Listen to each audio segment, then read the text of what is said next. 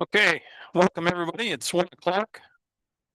And if it isn't, it must be 1 o'clock somewhere. So we'll bring our meeting to order this morning, or this afternoon rather, and rise as you're able, and we'll sing the national anthem.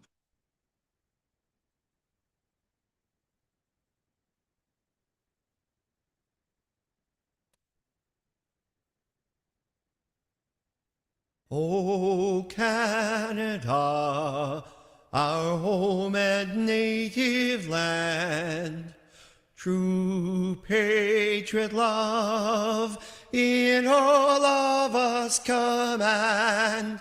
With glowing hearts we see thee rise, the true north strong and free.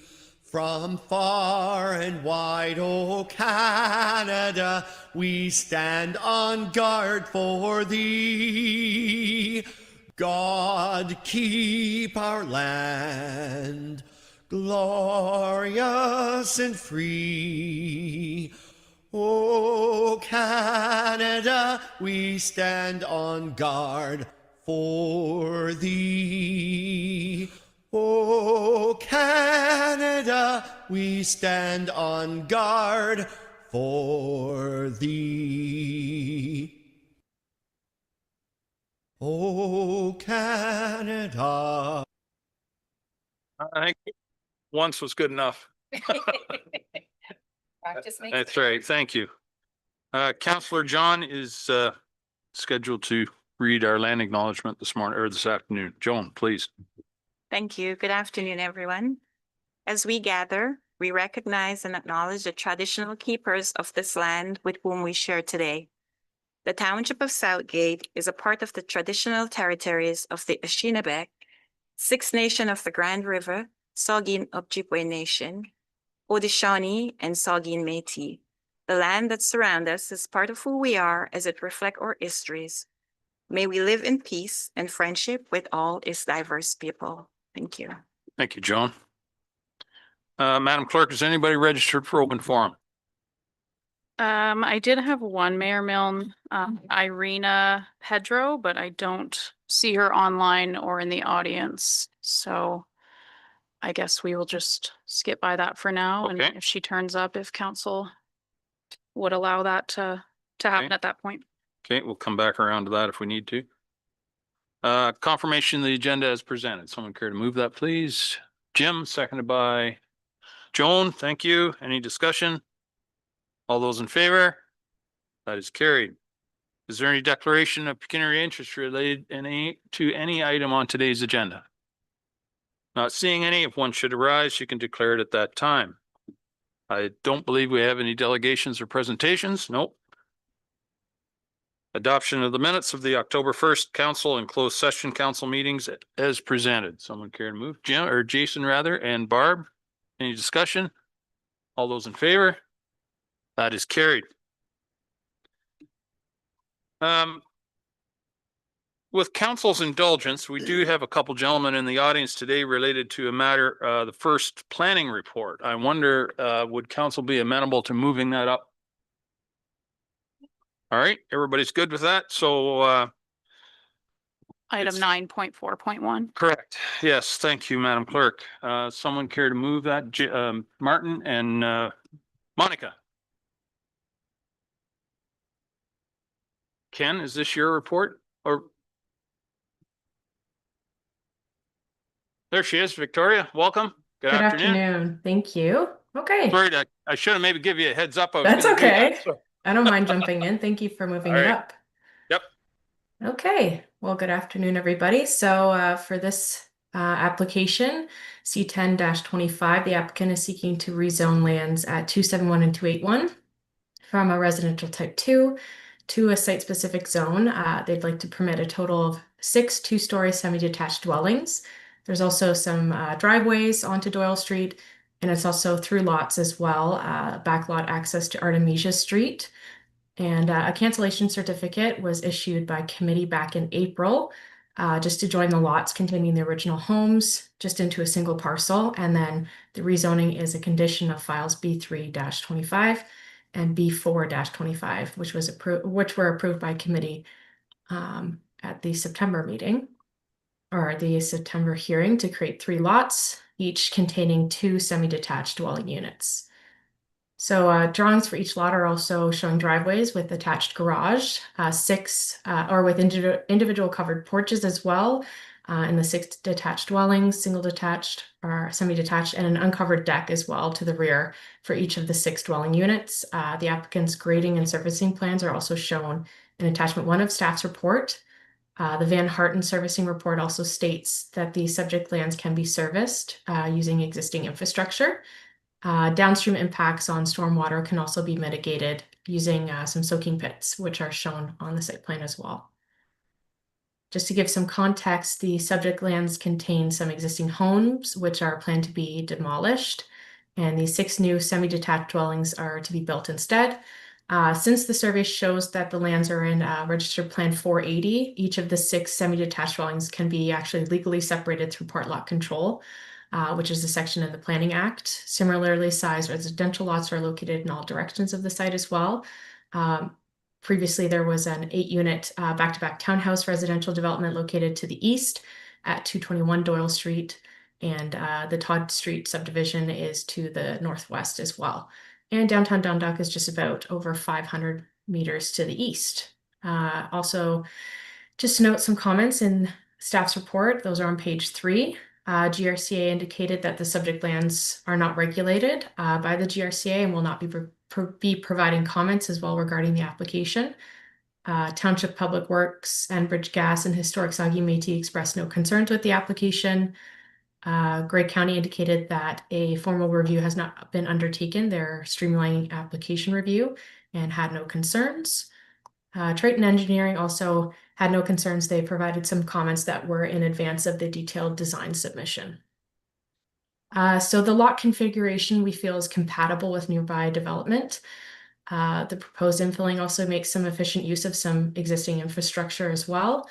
And the proposed rezoning also complies with the policies in the township official plan with safe access to Doyle Street. There's municipal water and sewer. There's proper grading and drainage as outlined in their servicing report as well. If the lands were to be further separated into 6 individual lots, then the part lot control provisions would address maintenance of individual soak pits for each of the 3 lots created by severance. This could also be established in a servicing agreement, which would be required for individual lateral connections as well into each dwelling unit, and associated curb cuts and driveways. So staff feel that the proposed rezoning has regard to provincial interest of the Ontario Planning Act, is consistent with the provincial planning statement, and complies with the county and township official plan policies. Happy to take any questions. Thank you, Victoria. And are there any questions from council? Barb? Thank you and good afternoon. Thank you, Victoria. In the past, when a semi is built, whether there's one set of semis, so that's 2, they get the foundation and then they have to come back because they have to do a survey, right?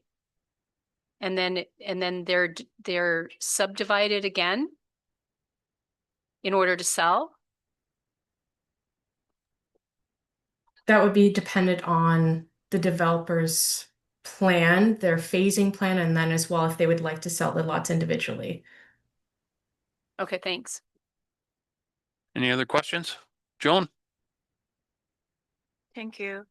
What would be the size of these units? And as you just mentioned about sale, will they be for sale or for rentals? Through you, I can answer. Each unit is 83 square meters, so it's about 890 square feet. That's per unit, so there's 6 units. And I don't know what the developer has in store, if they would like to rent or to have them for sale or lease at this point. Does council Thank you. object to me asking the proponents the answer to that question? Sir, are they going to be rental units or are you planning to sell them?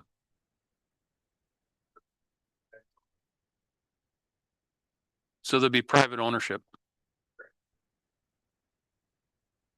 There we go.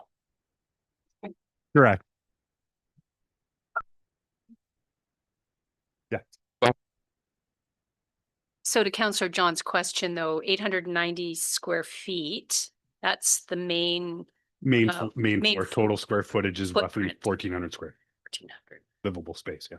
Very good. Thank you. Okay, thank you. Monica, Thank you. Good afternoon, everyone. And just through you, Chair, a question was just with regards to parking.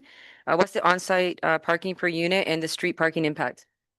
Victoria, Yeah, through you, this was a question I think that was brought up at public planning for this file. It's just the one space that's required for these units. So they have space in the garage and then they have a driveway as well. So at this point, staff feel it meets the parking requirements for the site. I know we discussed last time at public planning that sometimes there are different plans in regards to having a garage. There might be more storage in the garage, and then it's just the driveway used for parking space, but it does meet the parking requirements as is. okay, thank you. Just a quick follow-up. Yep, go Thank ahead. you, Chair. Sorry, just for my memory, this is not something that's close to the elementary school, is it? No, right? This is not that.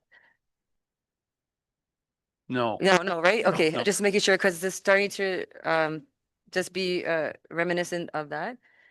So we got a few no's already. And just about the confirming service capacity with what waste and wastewater. I know through you, Chair. I'm not sure if it's through to Public Works. Sorry, I'm looking at Jim, but he's CAO now.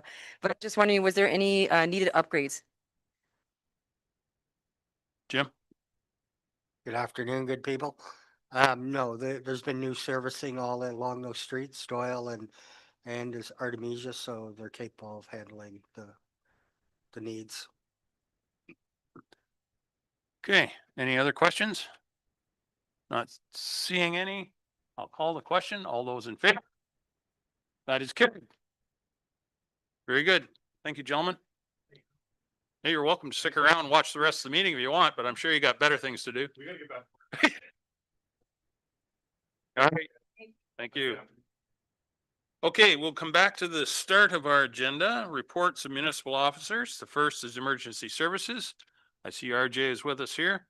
So I need oh, and Derek's on screen. That's right. I forgot. He's holidaying, I understand. So yeah, if someone care to move that report? Barb, seconded by Joan.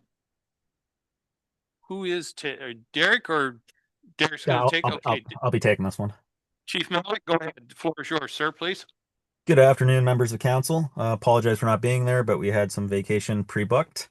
So on July 2nd, staff brought a staff report to council requesting to start the procurement process for a 78 to 80 foot aerial device using the LAS Canoe procurement group, which allowed us to receive some quotes, and it was a faster process than going to RFP. So staff determined the need for a 78 to 80 foot aerial device. As council may remember, staff did go around with West Grey Fire Services with their 80 foot aerial device to different locations in Southgate to set up and see if we could go with something less than 100 feet. Staff felt the 80 footer was sufficient and we didn't want to deviate too much from 80 feet, so we decided to put a cutoff at 78 feet. And to be fair to the suppliers, we asked in each quote that the truck be a 78 to 80 foot black over red paint job, 2,000 gallons per minute pump with two pre-connected 45 millimeter hose beds and two pre-connected 65 millimeter hose beds with no firefighting foam required on the truck. Staff received 3 quotes at the time of this report. Since this report, we also received a quote from E1. So the first quote we got was from Pierce, which was actually a 75 foot ladder that they submitted, which is under what we were asking for, at a 1,965,000 at the 40-month build time. And this truck has not been approved by Pierce yet, so the supplier submitted this truck without getting approval from Pierce to see if all the functions will work, but also does not have the required 2 pre-connected 65 millimeter hose beds that staff asked for. Rosenbauer submitted their quote, which has everything staff is asking for, at $2,228,000 plus HST with a 30-month build time. KME, well, apologize for that. But also they have submitted that there could be contingencies for tariffs. Emergency vehicles are exempt from tariffs, but what they're passing on to the end buyer, a lot of these companies, is the components that they have to buy, the electronic components that are coming into the US. They have to pay a tariff on that, so they are tossing that off to the end user. KME, which is dependable, came in with a 79-foot aerial device at $2,693,000 plus HST and any associated tariffs. E1, after this report was published, came in with a 78-foot aerial device at $2,290,000 with no build time, and they didn't have any mentions about tariffs. Staff decided to recommend to go with the Rosenbauer one on this due to them offering a better maintenance plan, warranty, I should say, warranty on the truck. They offer a couple extended warranty options. They also have the galvanized ladder as well as outriggers, which prevent corrosion. And they also have a pump panel where E1 did not, with a roll-up door to protect all the components from road salt.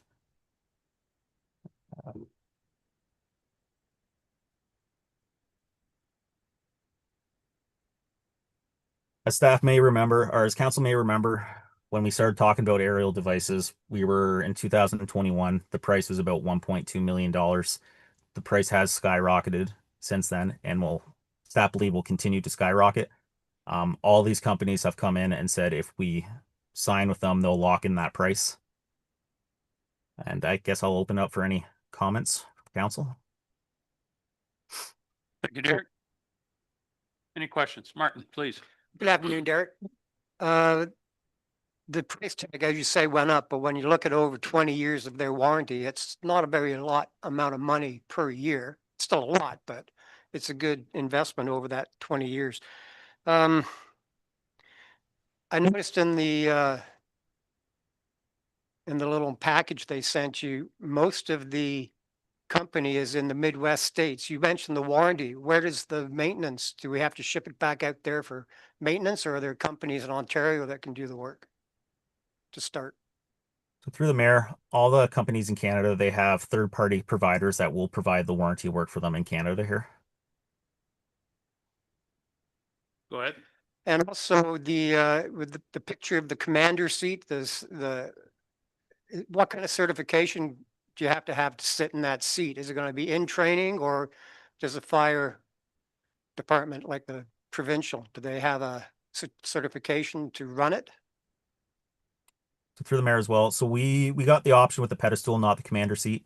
When the apparatus gets delivered, the company is required to provide 3 days of 8 hours training for all operators to be certified to operate that. One of the benefit features about the Rosenbauer is they have one joystick where other aerials have multiple joysticks. The benefit again with Rosenbauer is they also have, if you release the joystick quickly, it will come to a sudden or subtle stop. Like it'll slow down. It won't just stop immediately. So it'll be less wear and tear on the aerial and less potential to have a firefighter fall off the ladder. It wouldn't be good. That's it. Thanks. Okay, thank you, Thank you, Martin. Derek. I got two questions. So what is the lifespan of this truck? Is there a amount of time we can only use it? I know some trucks, I think it's a 10-year limit on them. Through the mayor, so aerial devices are a little bit different. They're anywhere from 20 to 25 years. So this truck would be in service in Dundalk till 2053. They are saying that they would be delivered in 2028. Okay, and I don't know if you'd have this offhand or not. How many times in the last 10 years have we had where we would have needed that or brought in like Shelburne or West Gray? So I don't have that number offhand. A lot of this is stemming from the requirement under FUS because our buildings are getting taller that we're requiring to get an aerial device. Offhand, I could not provide that to you. I can get that details to you after. Sometimes in the past, I'd say within the past 10 years, there's been times where staff haven't called in an aerial device, which probably should have. Just for not wanting to bother the other stations. But as town grows and the height of the buildings continue to grow, we need to adapt and have the resources. Okay. Okay. Any other questions? Martin? Yeah, Derek, just what Jim said about the use and our mutual aid with other communities. In 2 years, will we still be part of those mutual aids? I would hope with the new ladder truck, we would be part of them. Yep. So through the mayor, the mutual aid, us having a ladder truck allows us to mutual aid that ladder truck now because it's reciprocal. So we won't have to ever pay for Shelburne. If we get a structure fire in Dundalk, we can have Shelburne's come up for free. That is a mutual aid service because we have the same thing we can offer them back. So if anything, it's going to allow us to participate a little bit more in mutual aid for the ladder truck portion of it. Anyone else have any questions? Barb? Thank you, and through you. Thanks, Derek. Nice to see this coming forward. I know we've been talking about it for a while. My questions through you are probably more for Taylor or for Jim Ellis, the CAO. It's about development charges and the fact that we're going to borrow the funds from reserves of other pockets of money, other DC collectible money, to pay for this. And I wondered if the DCs collected are allocated to the equipment after purchase. Can we continue to collect development charges and apply it to pay down this reserve that we're going to borrow from ourselves? I know that's a little bit complicated. That's kind of one question. And the other one was, we don't have enough DCs yet.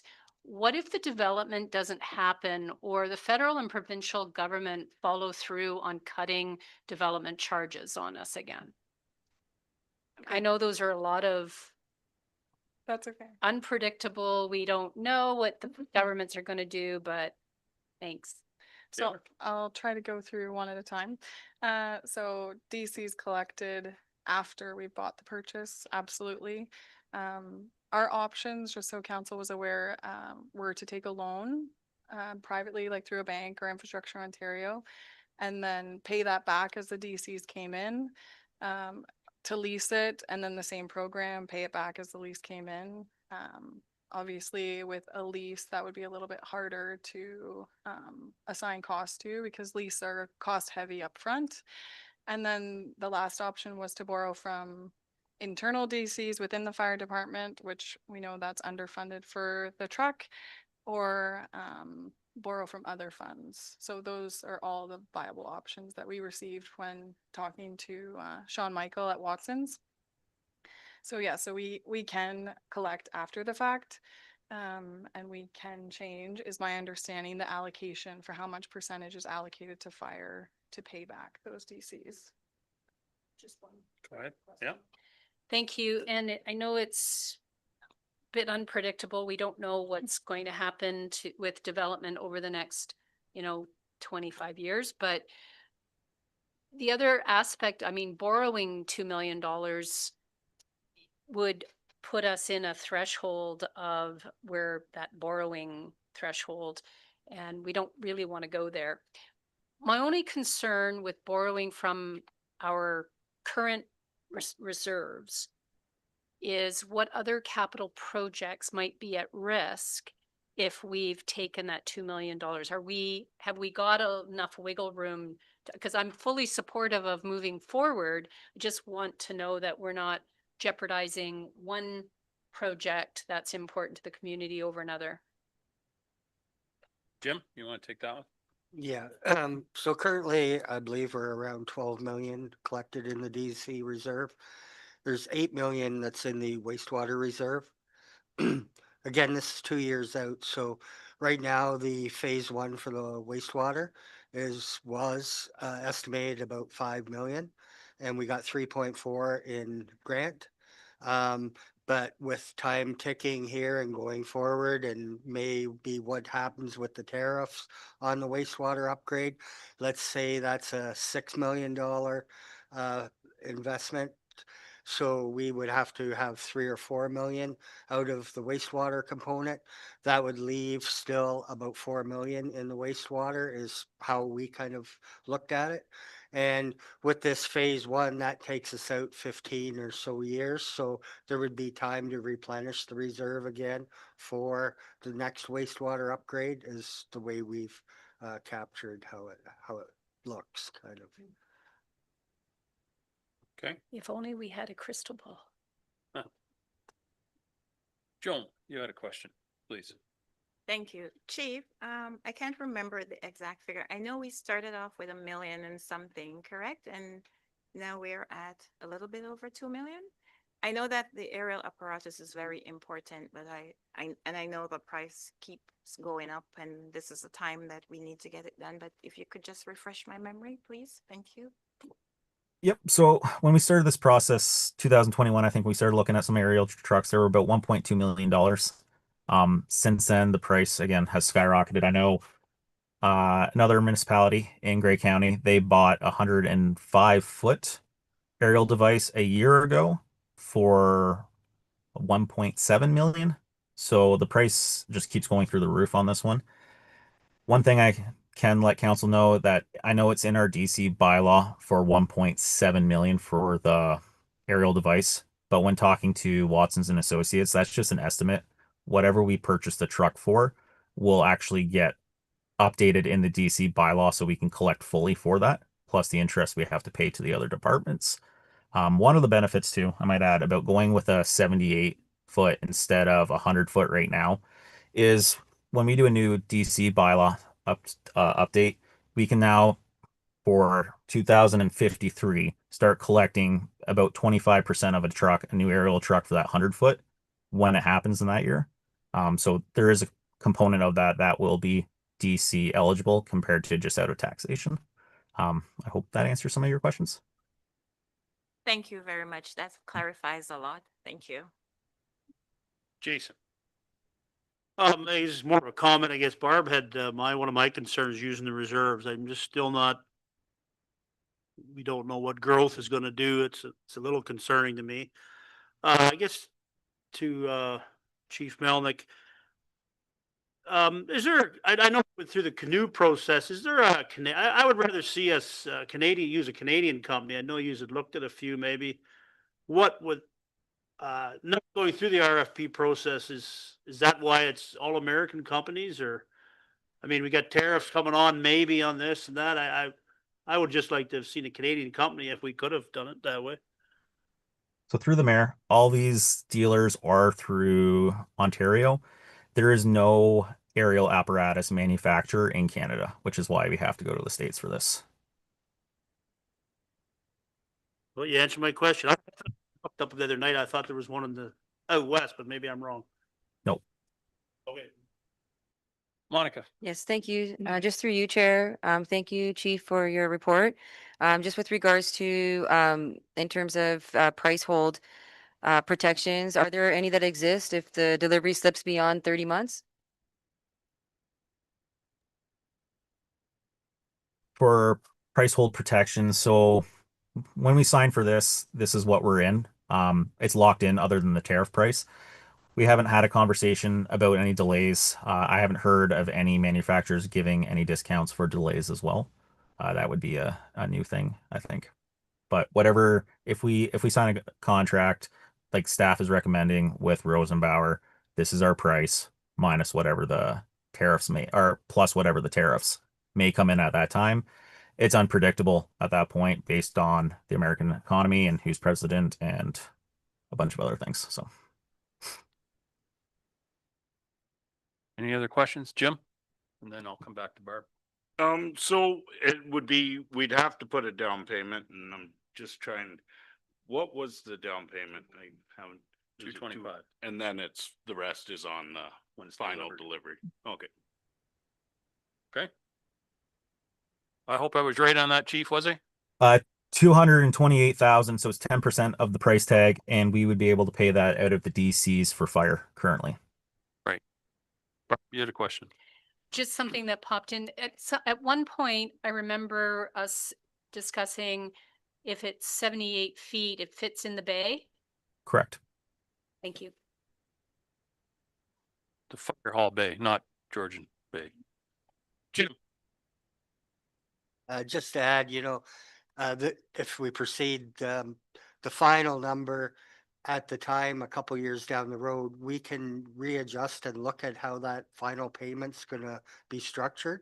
As opposed, it's not committing today for sure that this is our plan to use the DC, but maybe things will change and there's a pot to pull from over here and maybe reduce where we're pulling the money from, but there's an adjustment that can be done at the final stage of payment. thanks for that, Jim. Any other questions? Monica? Yes, thank you, Chair. Just through you, quick question with regards to having possible staff report back Q2 2026 with a mid-project risk update on tariffs, delivery, timing, and DC reserve capacity. I was just wondering if that's something that could happen. Essentially, when would we be able to get another update as to the status? Who are you directing that to? Whoever knows. So it would be more along the lines of just kind of giving an update, maybe to the chief. Derek? Yep, I can answer that one. So through the mayor, we won't have that data in 2026. So when the truck's going to be delivered in 2028, mid-year, they won't actually start building the truck until mid 2027. Oh, okay, thank you. So it's just a back order right now that we need to get in the queue by signing the contract for the build. And that's how far out they're building. Okay, any other questions? I had a question, Chief, and I want to go back to DCs for a minute. In our DC's bylaw or DC bylaw, maybe this is to Taylor, does it specifically identify an aerial apparatus or is it simply fire service our DCs are collected for? I'll just pull up the study quick. I could answer this one. Maybe Actually. you go ahead. Go, Chief. In our DC bylaw under fire department, under fire services, it does state aerial apparatus between 2025 to 2027 for $1.7 million. Okay, good. Thank you for that. So I guess my question is, and it's related to, I think it was Barb asked the question. By committing ourselves to this and applying future DCs to the project, are we jeopardizing specific projects for the fire department in the future? Like trucks, bunker gear, those kinds of things. Are we satisfied that we're not jeopardizing our ability to purchase those types of items by committing to this one project? Chief, please. So when we're looking at our DC bylaw, so we have a bay expansion identified in there for more room. As council is aware that we are also working with EMS to get our bay back in our lower level. By purchasing the ladder truck, it would go into that free bay. So we would not have to do a bay expansion right off the hop. So that money, we wouldn't have to worry about that project. There is a pumper truck in our DC bylaw as well, but that was slated in there for, I think, 2034. That is if the town grows enough where we might need a full-time department, where we might need another apparatus for that. I don't see that happening currently in the foreseeable future. And we have some items of bunker gear. The thing with bunker gear and DC collections is there's a few sets in there. It can't go to replace. So it's only if we're increasing our complement that it can pay for those suits versus the replacement, which is still going to be on taxation. And if so, that's going to be a very minimum amount. For council's awareness, a bunker gear is $3,000 a suit. But I don't foresee us growing our complement a large amount in the next 5 to 10 years. And that's all our projects that are slated for fire in our DC bylaw, other than actually a master fire plan. Thank you, sir. Any other questions? Jason? So to that point, you don't see the fire department getting any bigger in 10 years? Is that kind of what you're saying? I'm still on the fence with that. I mean, I know it tugs at everybody's heartstrings. We got to have a great fire department and I commend you guys. It's just, this is a lot of money and then using these DCs, it's making me nervous. Like to me, I'd almost rather take a loan out. We know what's going on, like the development, we've been hearing it all along, the development's gonna bring all this money in and again, I'm gonna go back. I don't see it yet. So if we got a $2 million truck sitting there that we're only using a couple times a year, I don't know. Is that what you're saying, Derek, that you don't think? Cause that's kind of telling me that if development's not gonna happen, if development happens that quickly, we're gonna need a bigger fire department, are we not? But I don't know. It's a lot. I know you gotta make money and we gotta keep the community safe, but I don't, like as Brian said too, taken away from other stuff down the road. If it's gonna be something that's not used a lot, I'm just a little leery on it still. More of a comment, but. Well, there is a couple questions in there, I think, Well, there is, that but Derek yeah. could maybe take a run at, if you wouldn't mind, please. Okay, yeah, I can take a run of that. So by saying the department's not going to grow, it's not basically what I'm talking about is staff complement. So right now we're allowed to have 35 staff on roster. When looking at comparable departments around us, for example, Shelburne, they also run a 35 staff complement. A lot of other local departments around us are that. It's just a matter of for us finding staff that are available during the day is the biggest part as a bedroom community with no jobs are not a lot of local employment. But I think our numbers are suitable for the size department for the size that we're in. It's not saying there might not be an increase to some daytime staff as well. But it's not to me purchasing a ladder truck is not it's not jeopardizing any of that.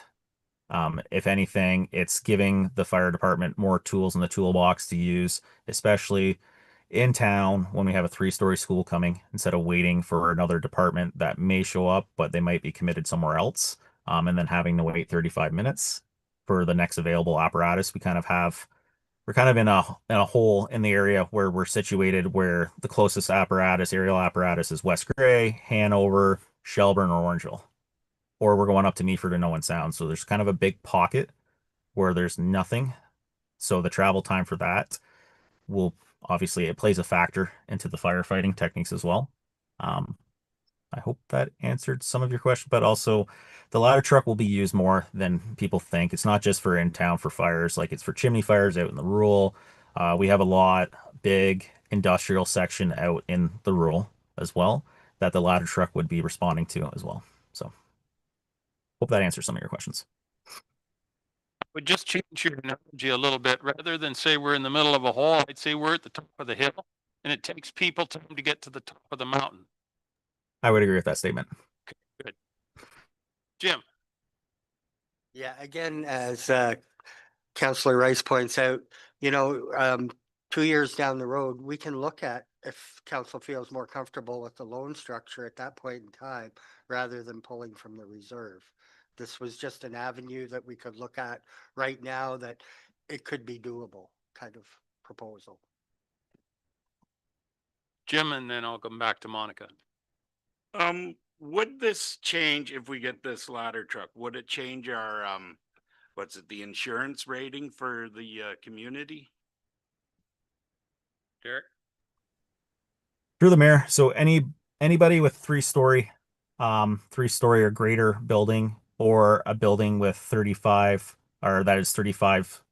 feet plus, would get a better insurance rating for having that apparatus in our area. Monica. Thank you, Chair. Just through you to CAO. Thank you for mentioning that with regards to the possibility of other options in obtaining this, because I was thinking about the possibility of tabling DC borrowing schedule. So I think that was a really great point that you just added. So again, just to not crowd out other growth projects. And just to the fire chief, thank you for mentioning some of the other uses for the truck, because I think just for the regular person out there who's not in your line of work, it's very helpful to know all the other things that it will be used for. So I just wanted to add those as my comments. Barb. Thank you. And I guess going back to our previous discussions with the nature of the housing that is being proposed, where we're getting taller homes, townhomes, crowded 4-8 back-to-backs, where you may not, our fire service may not be able to gain access to the rear yard because the houses are much closer together. I think this is, this is your only tool that can prevent the fire from spreading as well. Because you can't get between the houses like in our, rural areas or in the original lot fabric of Dundalk, where you could actually pull your truck up right up in between the houses almost. So if that was part of our discussion back in, when we first started this conversation, wasn't it, Derek? Through the mayor, that's correct. With some of these row houses, it's not like the older houses where we can access all sides of the building.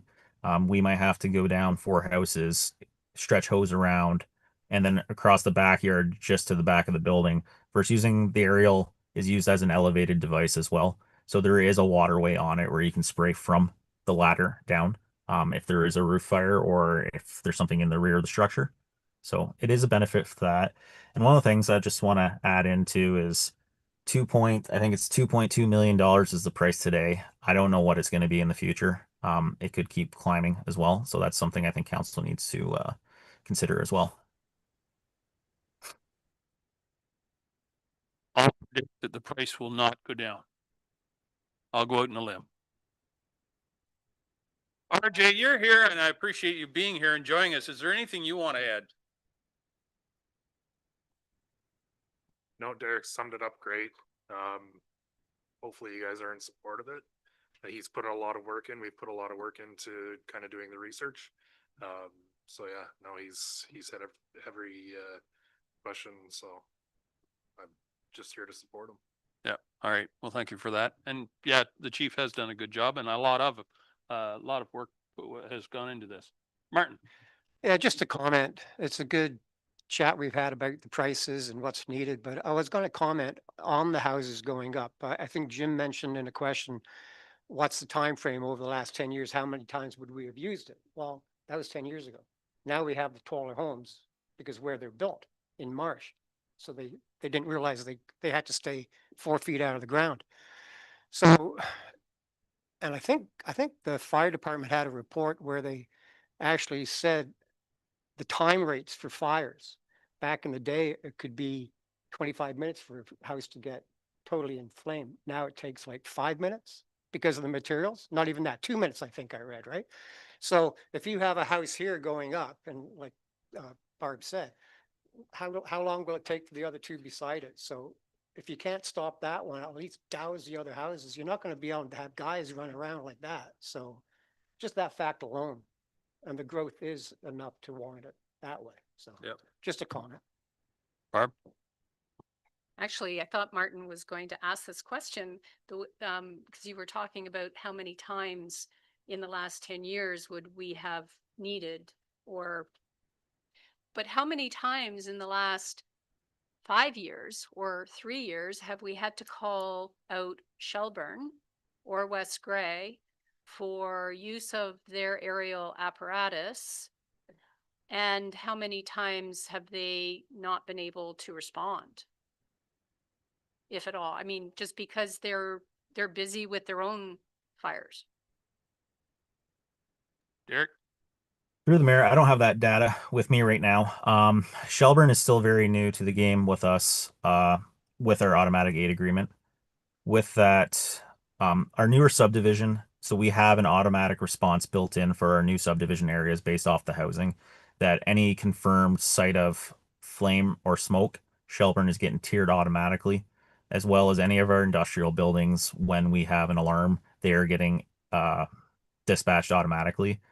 I would say this year, at least, we've had them 5 to 7 times on alarm calls. We've had them for 1 structure fire in the new subdivision as well.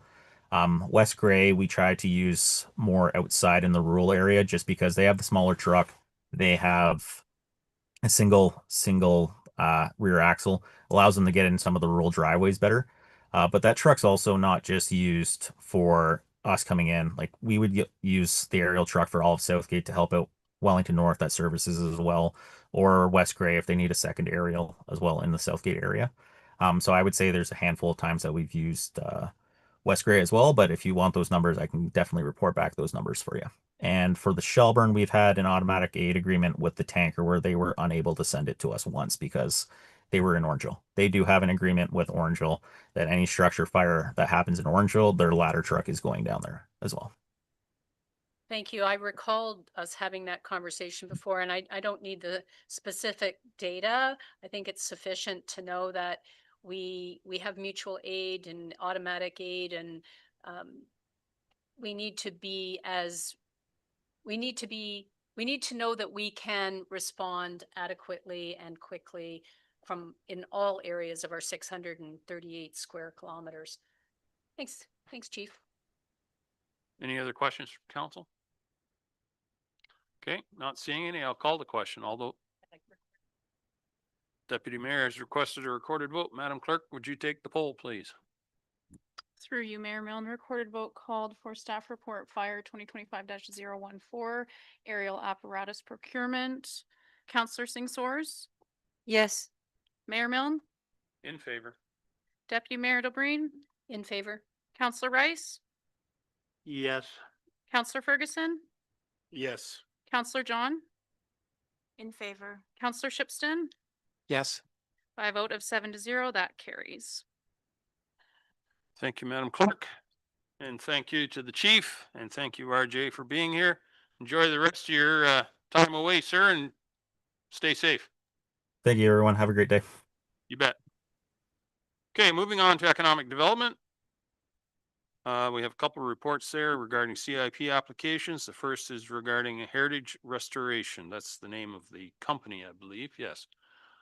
Someone care to move that, please? Monica, seconded by Jim. Brenna, welcome. Thank you, Mayor Milne and Council. I'm presenting a CIP application for Heritage Restoration. This company purchased the building located at 10 Proton Street North that has been vacant for probably over 10 years. So we're excited to see this project come forward. We're asking that council approve them for $27,000. So this would represent our largest CIP grant. And we think that it is, fair in relation to the investment that they're making, and they are eligible. So once they renovate the building, their hope is to have 3 commercial spaces for rent, as well as 8 residential apartments available for rent. We do want to note that their staff has noticed that there are potential issues related to parking behind the property if residential units were developed. But we do want to be as supportive as possible with this property owner, as we're excited to see this project. It definitely represents a huge move forward in our downtown and towards downtown revitalization. So I'm happy to take any questions. Thank you. Thank you, Brenna. Monica? Thank you, Chair. Just through you to EDO. Thank you for this. Just a quick question with regards to the C2 zoning amendment.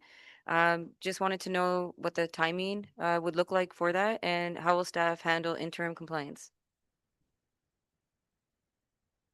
Ken? I think I will Sure. take this one. Good afternoon, council. Through you to the counselor, right now, we are currently drafting the amendment. We're working on it. In fact, you can see I've already made notes. So we are we're frantically working to try to achieve notice and to put this on the agenda for the November public planning meeting in hopes of then having it before council before the end of the year for adoption.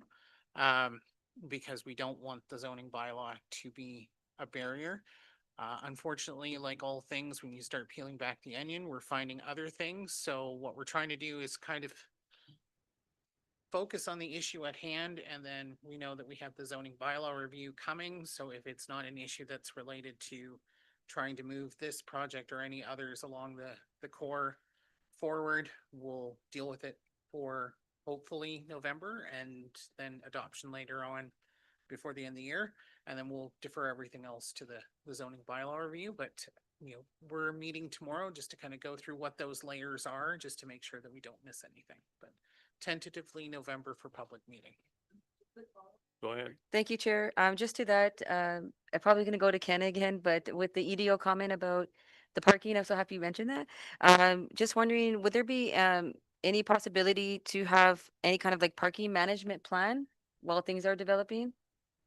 So through your worship, the applicant, when they're redeveloping their building, they are exempt from site plan because, or at least the dwelling units would be, because it's below the new threshold established in the Planning Act. And it might be that where the work is all internal, if there's no external site works, that might actually exclude them from site planning. That said, they'll need building permits, and so there is still a planning review that's done there. That would be where we would look at the parking situation. The C2 zone does have some language related to when you're changing uses about trying to freeze the parking sort of at what it had been before. We are having a debate within the team of, does that even really matter, considering that some of these buildings don't even have parking to begin with? So perhaps the broader question is, do any of these changes of use need parking, period? That's one of the debates we're gonna have internally tomorrow and likely push to the zoning bylaw just to really deal with the dwelling unit part. Regardless, the applicant can always seek a minor variance, which would come through committee of adjustment if there was a parking issue that we needed to look at reducing or changing a standard, and then committee can apply conditions if that was the case.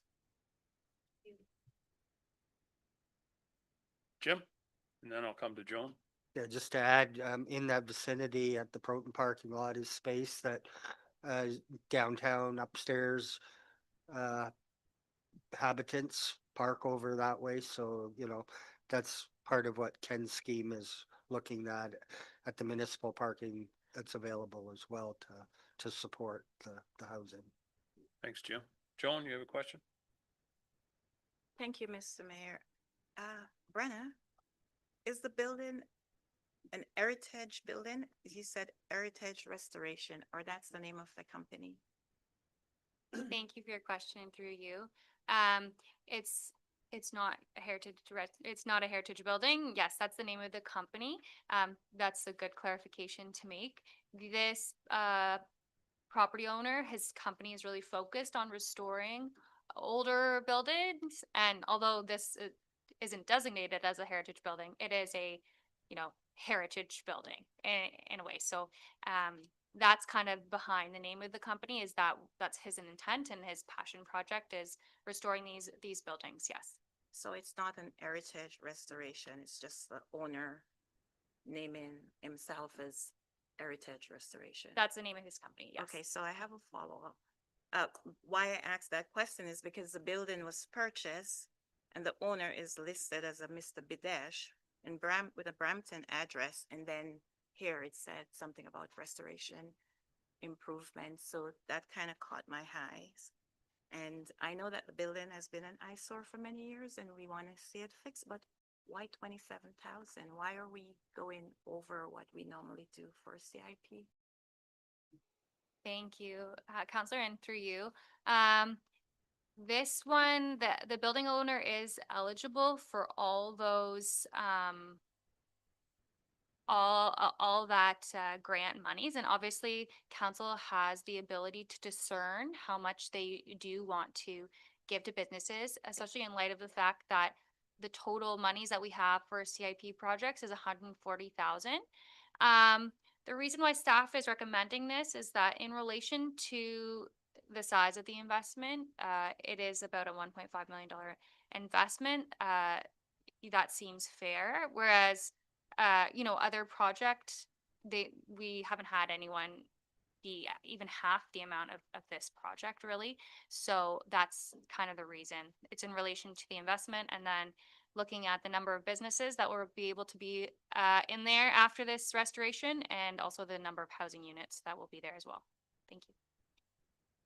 Thank you. I do understand that, but it's also a business, so it will be making money after. So yeah, 27,000 to me is a little bit high. I don't think I'm in favor of that. Thank you. Thank you, Joan. Hey, Barb.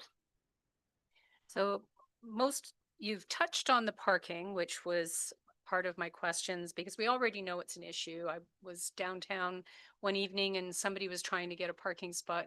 What's going on downtown? Is there a party or something? Because all the stores were closed. So I said, well, I don't know, but maybe they're in the restaurant.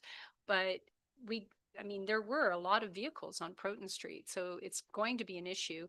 I know that I've raised it in the past about people in these upper apartments using the municipal lot.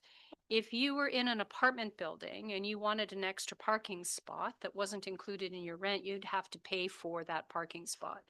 If we're going to start using our municipal lot for apartments, like tenants, then there should be a permitting process so that they're not towed or, that we have an allocation because some of that municipal parking should be for business.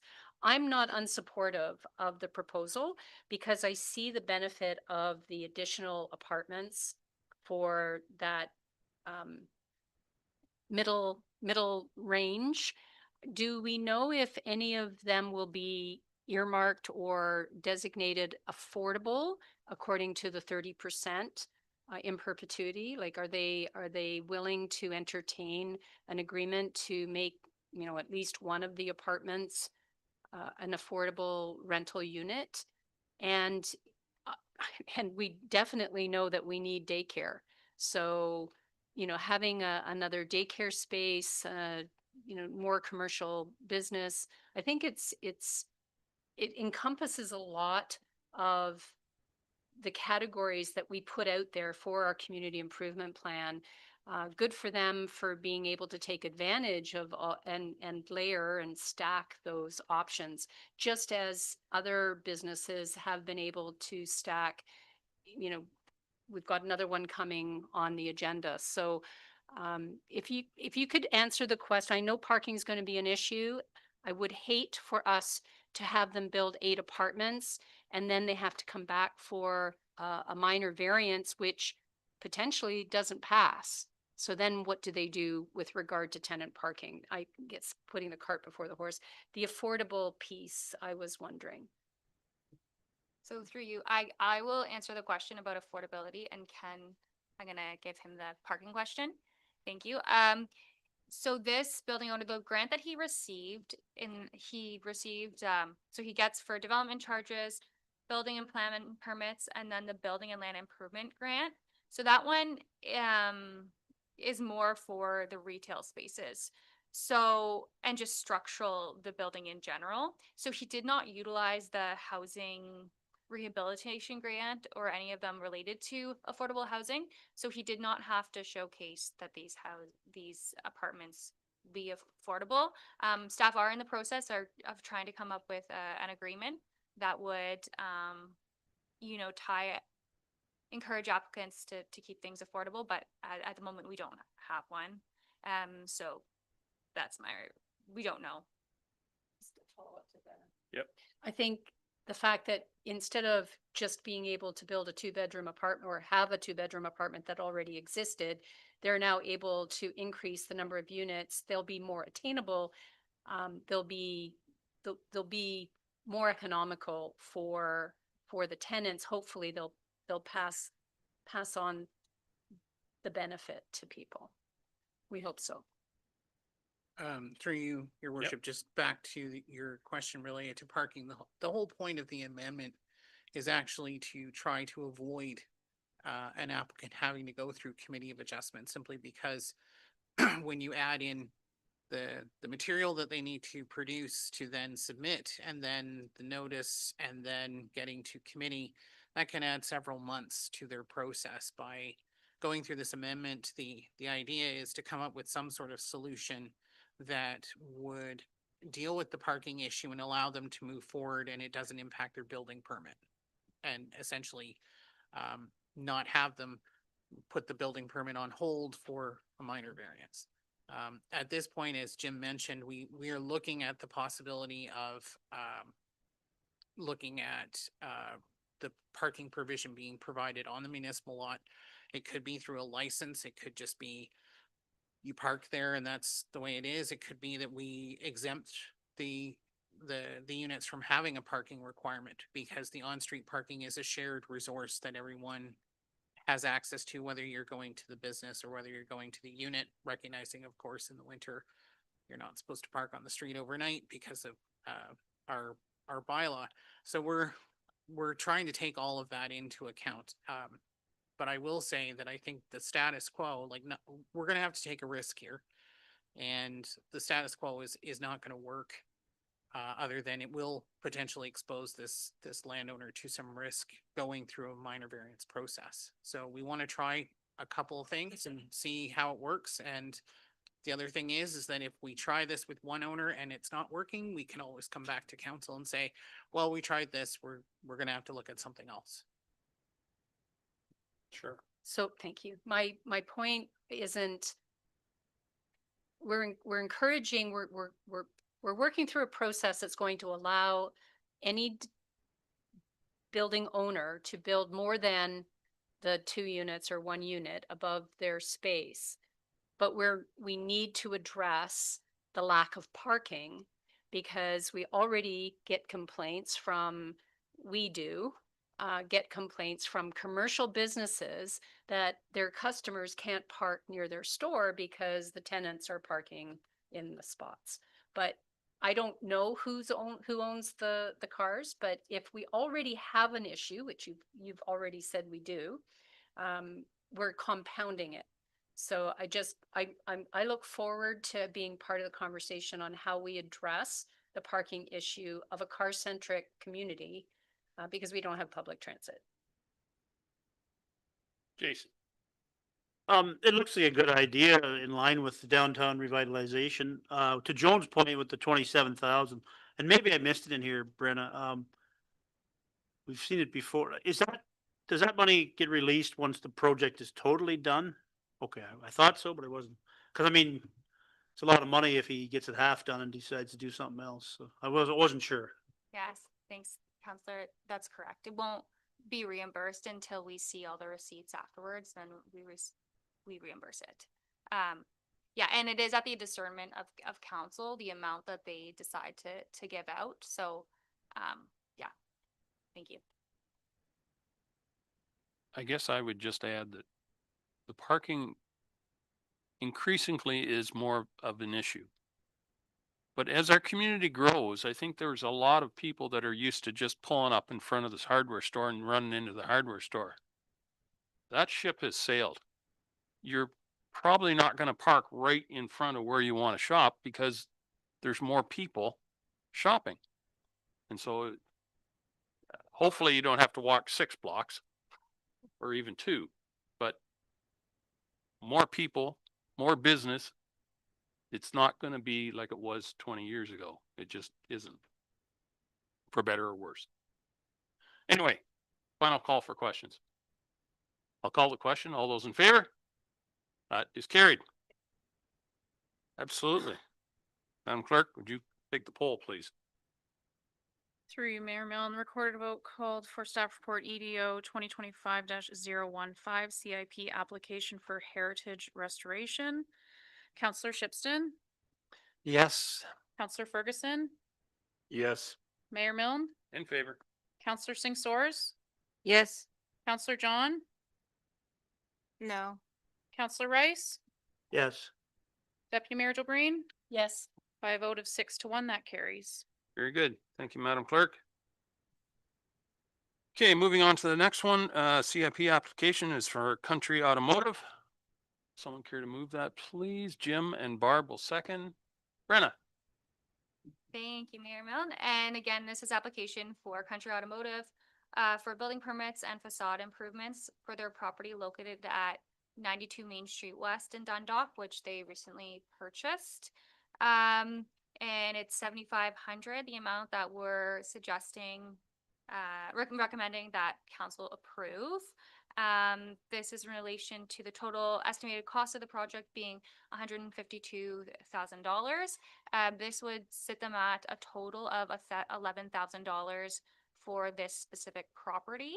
That's the equivalent of the credit union and McCarthy Realty. As has been stated before, property owners are allowed to apply for CIP grants as many times as they so wish. And again, it is at the discernment of council decide whether or not they approve all those applications. We can prioritize them as we see fit. Thank you. Okay, thank you, Brenna. Any questions? Monica? Thank you, Chair. Just through you, to the EDO, just with regards to the October 1st, I'm just wondering if the closing condition occurred? I kind of asked that backward. Sorry, did the first closing condition occur?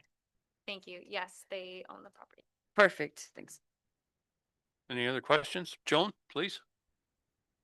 Thank you, Brenna. I was just about to ask how many times can a company apply, but you just said it that they can apply as many times as they wish. It's up to us to approve it.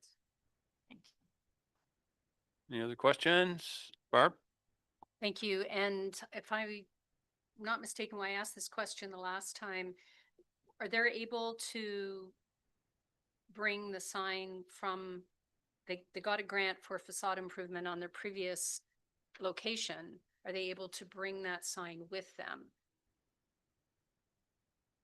Thank you. Through you. That hasn't been discussed, but they absolutely can. And actually, technically, the improvement that they received previously was for signage. So they did apply for a different stream of the grant every time. Any other questions? Martin? Thank you, Brian. The one part of the report says facade costs, and then it says it has to be required to be designed by a registered and qualified designer. With the case, can we, because it is almost in town, can we say what kind of facade we would like to see? Instead of somebody coming in and just putting up siding, can we kind of match it to the downtown core like brick? Is that what they're kind of thinking there? Do we have any say in that as facade? Thank you. And through you, this one is, yes, in the CIP, it does kind of specify that they have to kind of be facade improvements that are for enhancement of the heritage of the building.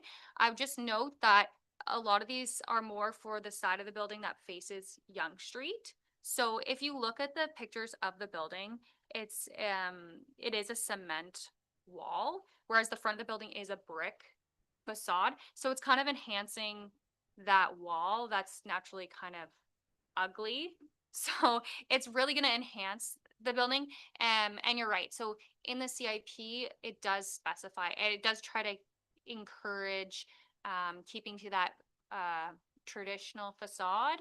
But yeah, it is kind of a wood and metal siding, but it is on a cement wall that doesn't have any brick that can be updated. Yeah, I forgot about that aspect of it, but still a valid point for the qualified designer to have in her when she's designing something. So thank you. Monica? Thank you, Chair. Just to further support Councillor Shipston's comment, I did have a note too, that, to ensure the facade specs align with downtown design guidelines. So yeah, I just wanted, that's a great comment, Councillor Shipston, and it's something to, yeah, for sure keep in mind with anyone applying for these. Any other questions? Not seeing any. I'll call the question. All those in favor? That is carried. Thank you, Brenna. Yeah, it's 10 after 2. 10 after 2. Let's see if we can reconvene at about 2:15. We'll recess for a few minutes.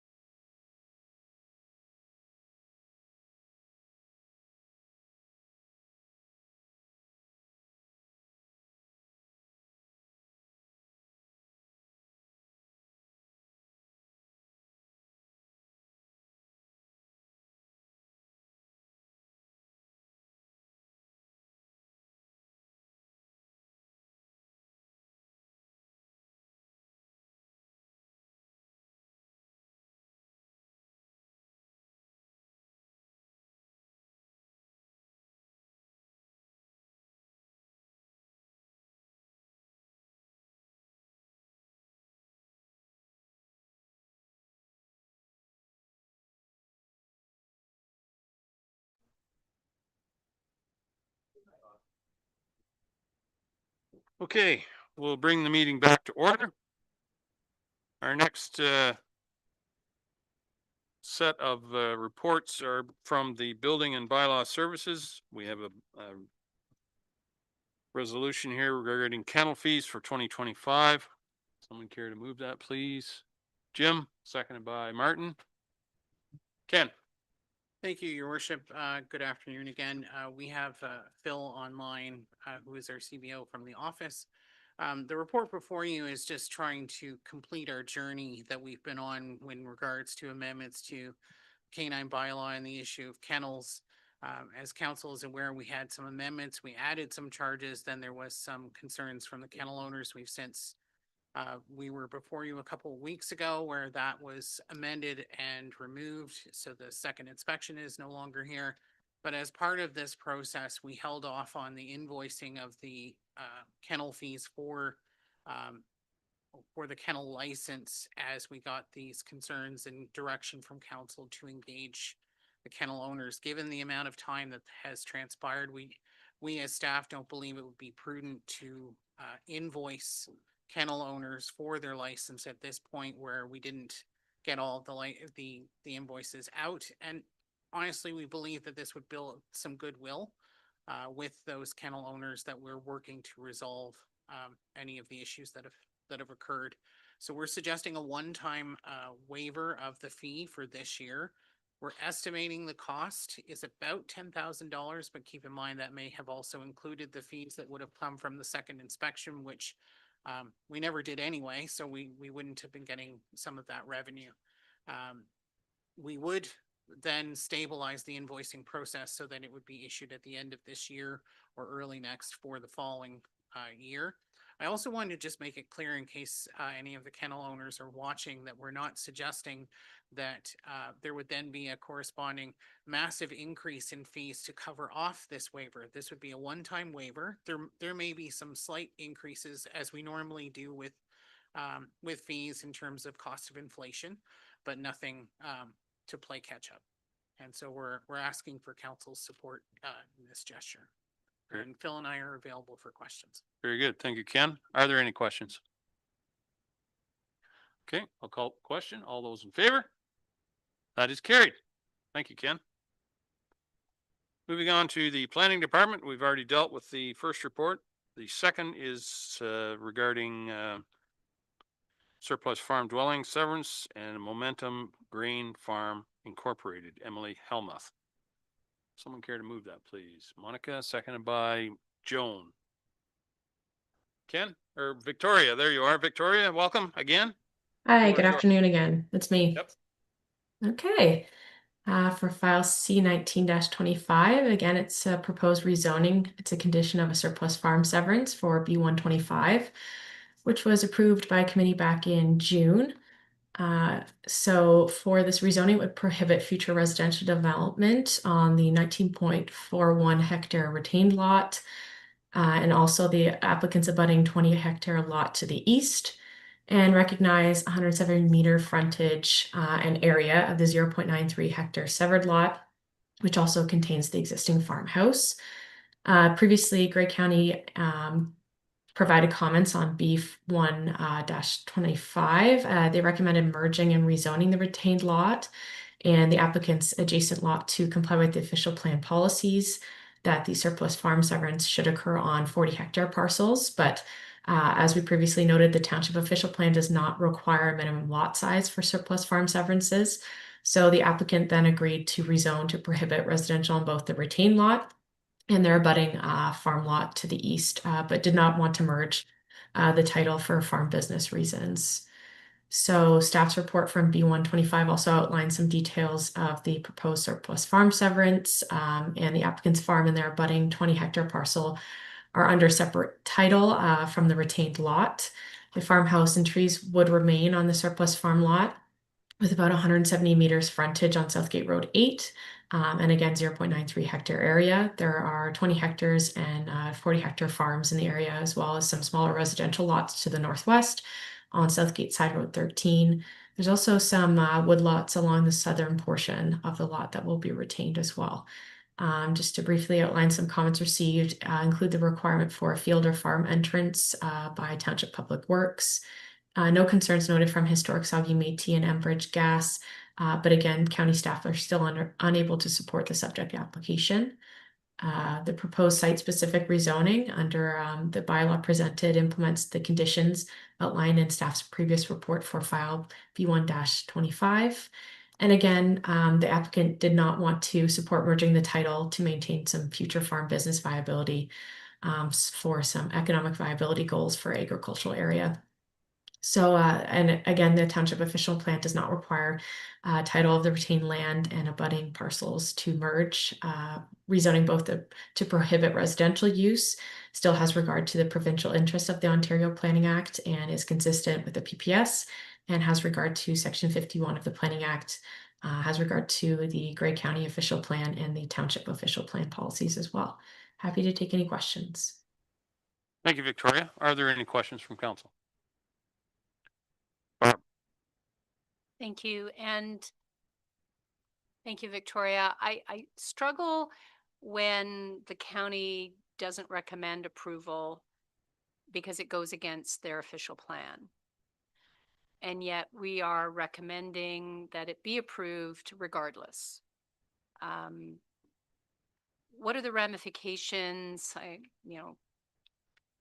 Never say never, but I don't think the county would take us to the OLT, but there, and I think maybe Ken's got his hand up, Victoria. So I'm just concerned that we ask them for their opinion, they provide their recommendation, and we don't have to mitigate it, maybe somehow.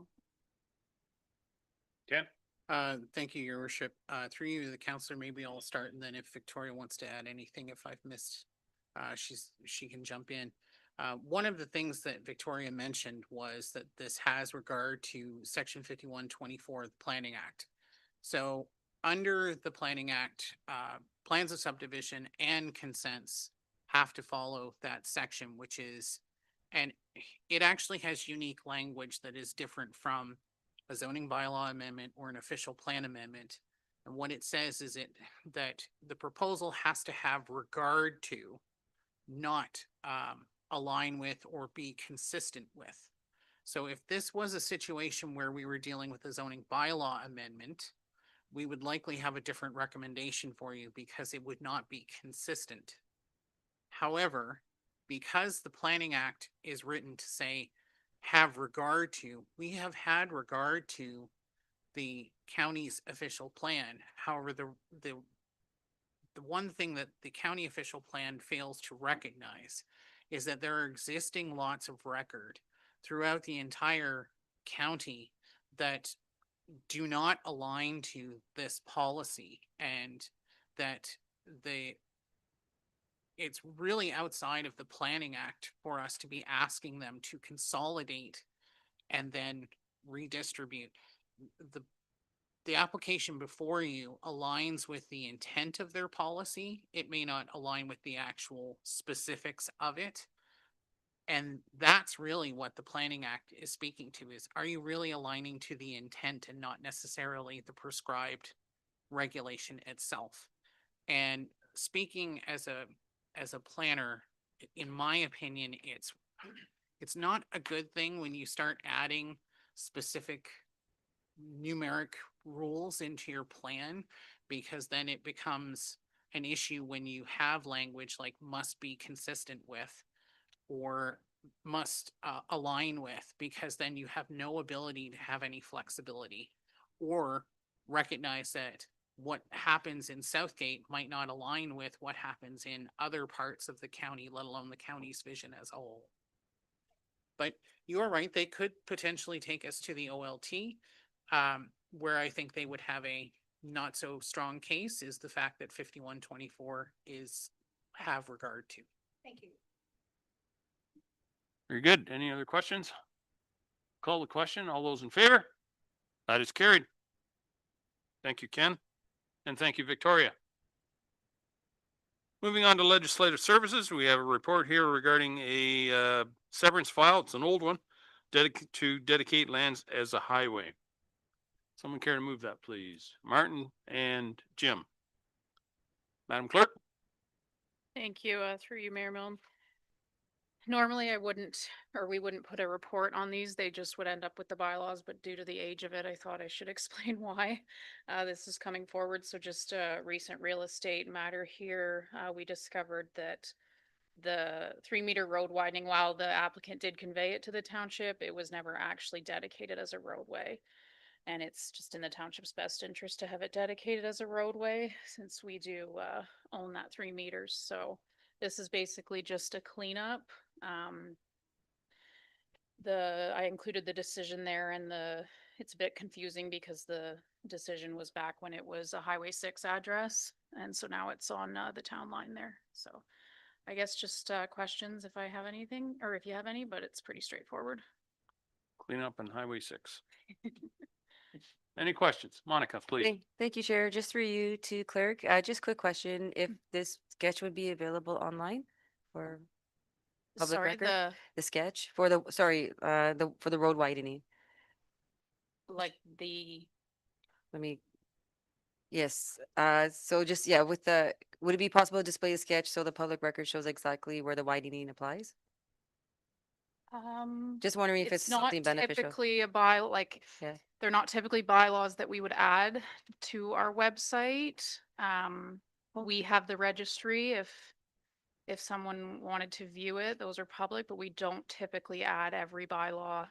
Like our bylaw listing isn't every bylaw. It's just okay. more the important ones that's the public would want to refer to, like the noise bylaw, property standards bylaw, fees and charges, that sort of thing is what we put on the website. More so than this, but it's Okay. always available if the bylaw books are available, if anyone wants to come view them. Okay, Yeah. just so the public knows, that's good. Thank Yeah. you. I mean, it is on the agenda, so Yeah. if someone wanted to look it up, but there's several of these. It's just a dedication so that it's dedicated as a highway. Yeah. Any other questions? Barb? So just to clarify, I know the property, and it's not that we have widened or we anticipate widening the town line there, the Glenelg, it's Glenelg? Southgate, yeah, Southgate town line. But that it gives us the ability to, right Yeah. now, there's a ditch, and it would give us an additional 3 meters possibility. That's right. Yeah, you'll be familiar that typically most of our committee of adjustment decisions ask for that 3-meter road winding just in case in the future. So Yeah. that was the committee's decision at this time, and the applicant did follow through. I want to be clear, the applicant didn't not do something right. just They didn't get did. that It extra. just that extra step of actually dedicating it as a road per the municipal act was just missed. Any other questions? Call the question. All those in favor? That is carried. Thank you, Lindsay. Moving on to administrative matters, Chief Administrative Officer. We have a report regarding Southgate R-zone policy. Someone care to move that, please? Martin and Joan. Jim, are you taking that one? Yep. Go ahead, sir, please. So this is a policy about respect for yourself, respect for others, and the responsibility of your actions. This is something that we've had bits and pieces in other policies, but this outlines a more definitive process for dealing with situations and making it clear that a verbal notice may be issued, a warning letter may be issued, or a trespass notice may be issued, and templates for those as well.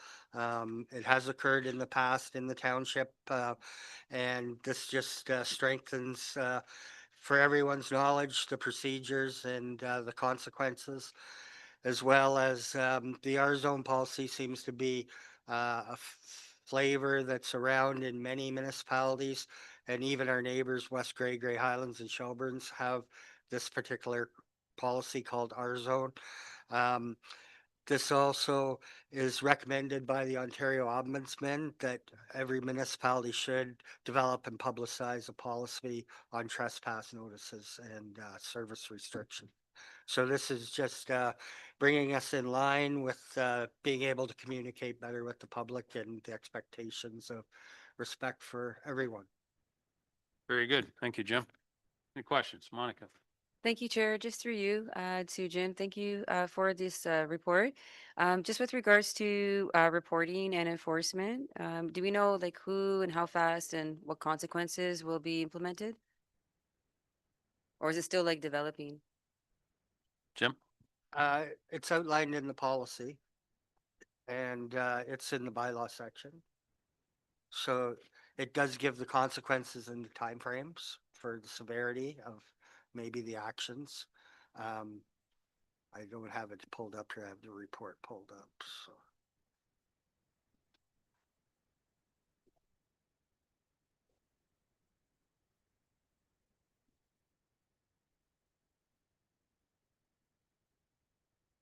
Sorry, I'm just getting to it here. We're getting closer. It's all right.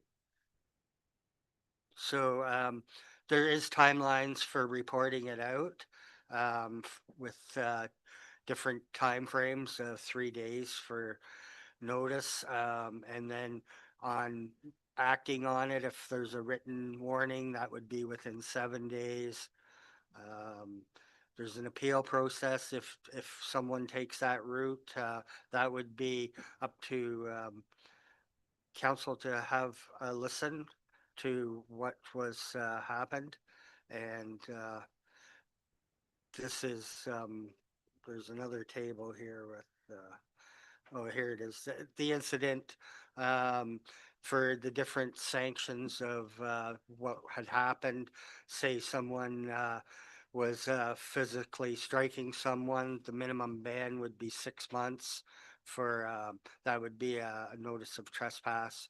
And second offense would be 1 year, and a consequent offense would be a minimum of 3 years. So the tables are lined out in the policy in directing what to do and follow these guidelines.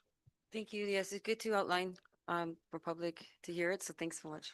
And this will be posted to the public and Great. Currently refresh our current respect notices are up in public spaces.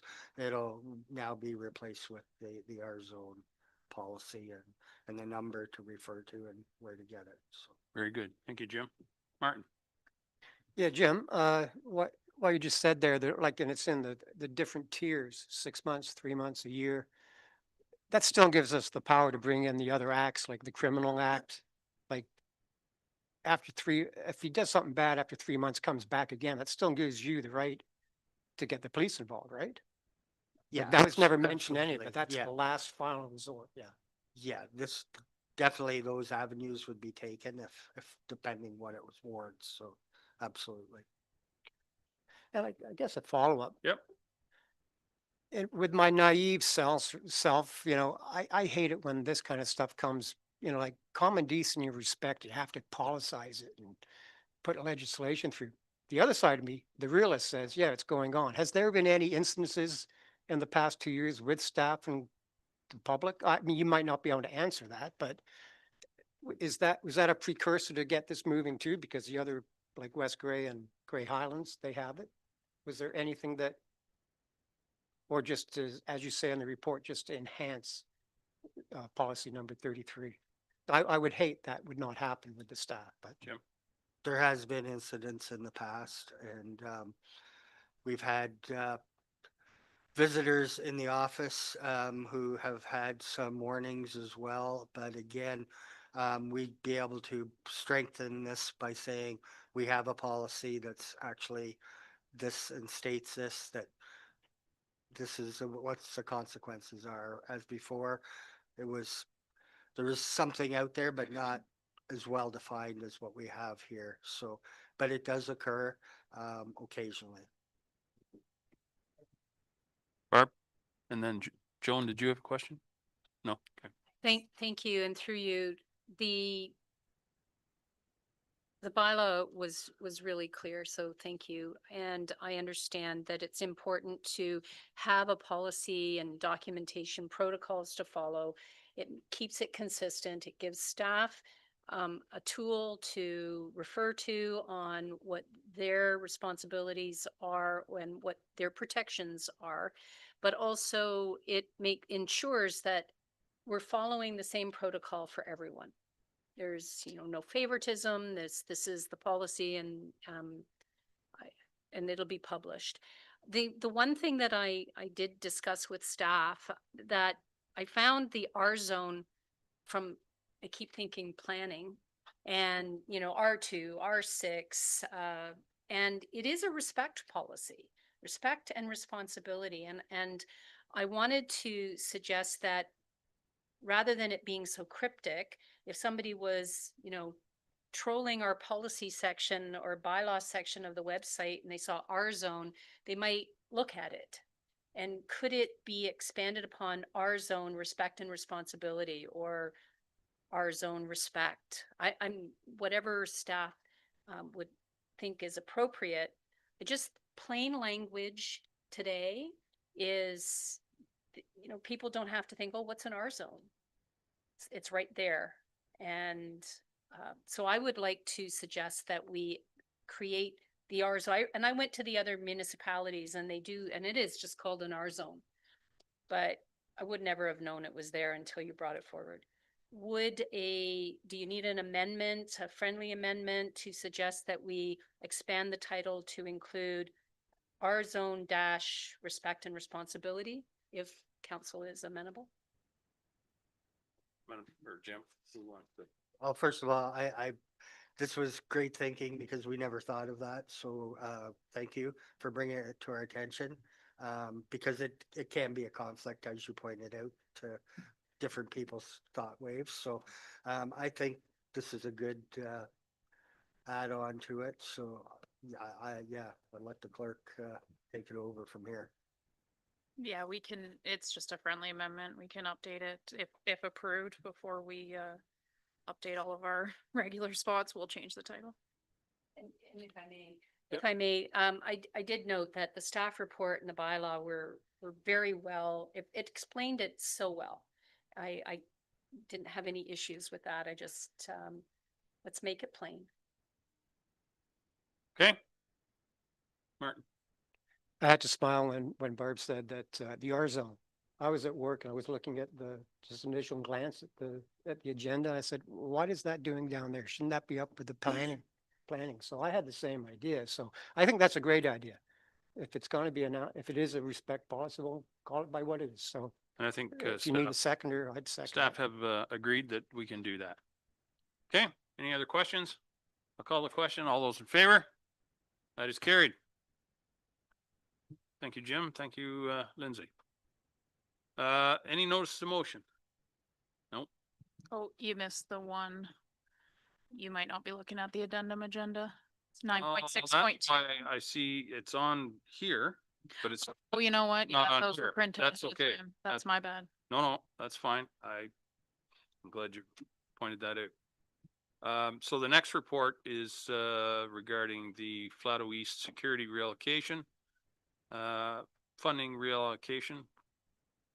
So someone would like to move that? Monica, second by Martin. Thank you. Who's taking that one? Jim, please. Yeah. So this was an addendum. We were working on this previously, but we're still waiting for some support letters.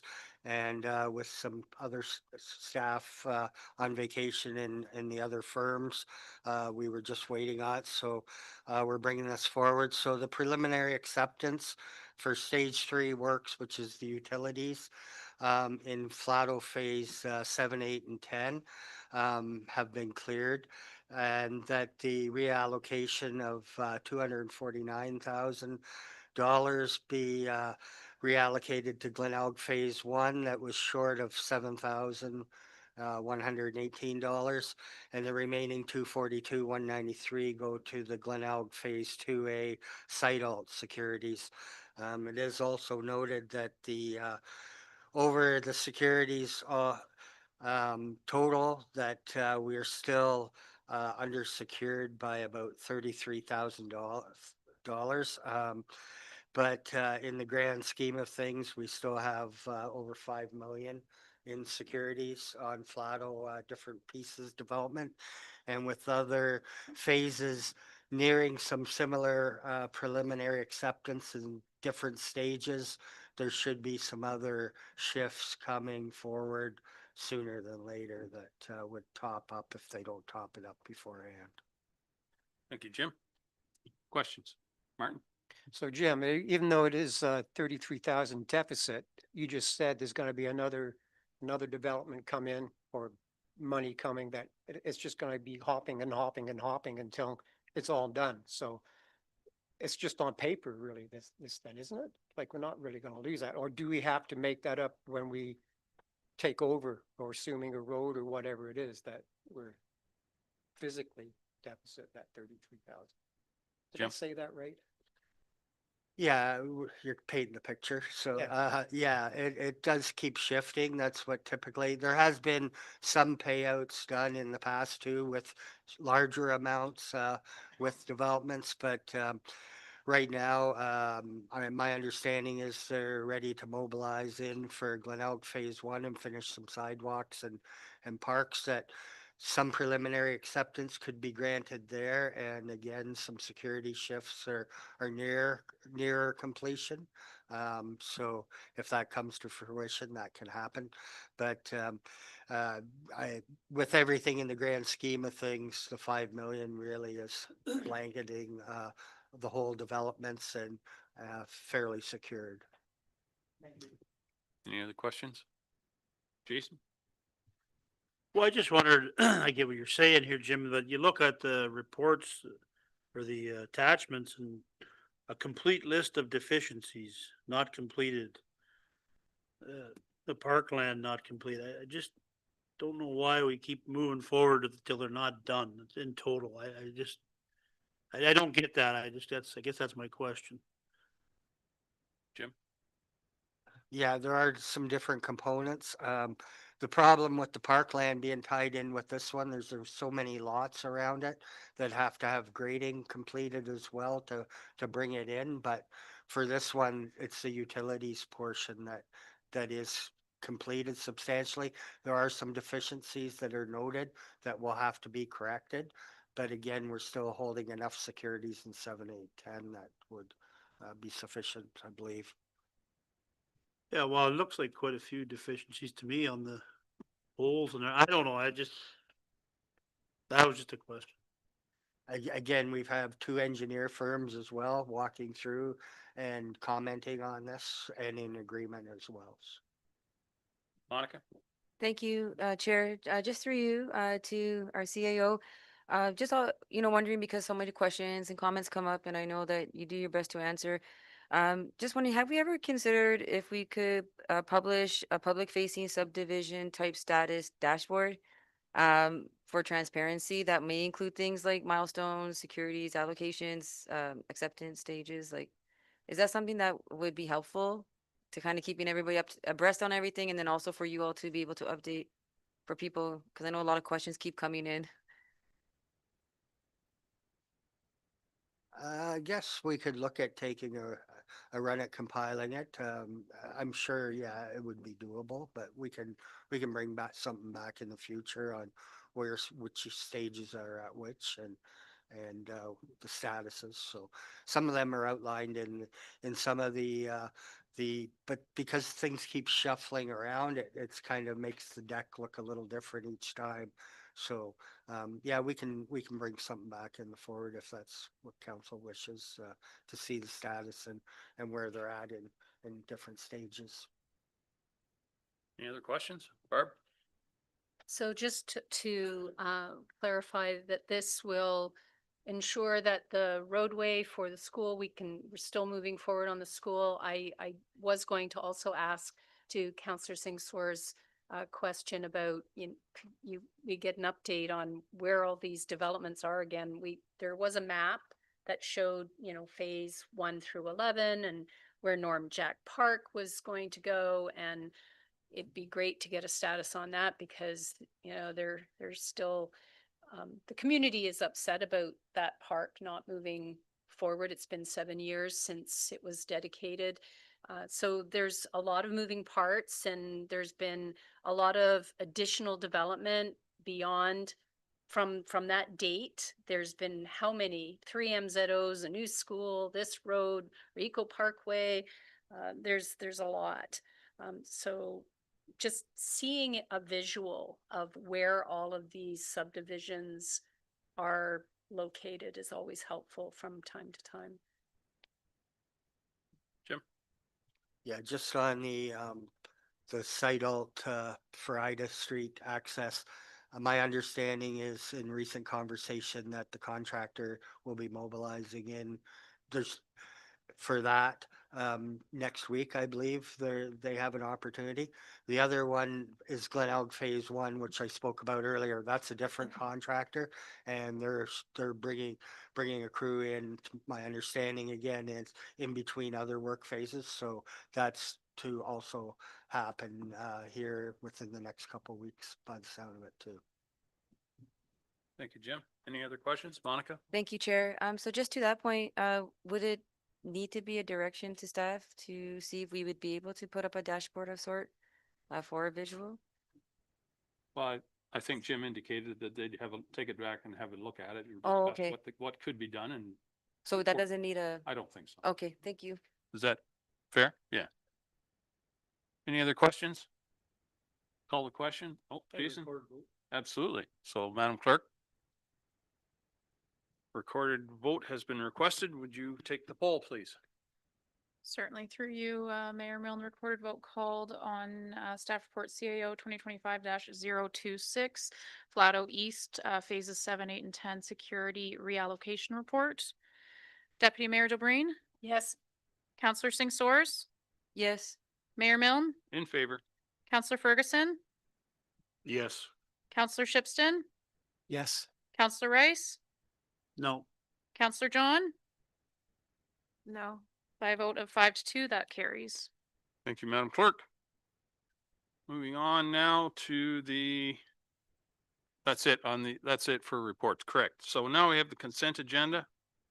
You see there are a number of items there. Does anybody wish any of those removed for further direction? Joan? Thank you, Mr. Mayor. Not for direction, just to, where am I?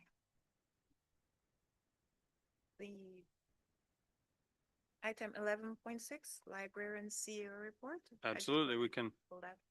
pull that for more discussion or direction as needed. Any others? Monica? Thank you, Mayor. Is the OPP cost recovery model letter there? I don't have the exact number. 11.9. Oh, okay, there you are. Thank want- you. You want that one pulled? Yes, I just had a question about it. I'm not sure if that needs pulling. Yep. Yes, okay then. Okay. Thanks. Any others? Martin? Okay. Any others? Okay, so be it resolved, the council received the consent agenda dated October 15th of this year, saving accept items 11.1, 0.6, and 0.9 for information. Thank you. Seconder, Jim, all those in favor? That is carried. Okay, we'll go to 11.1 first. Martin, you wanted to speak to that one.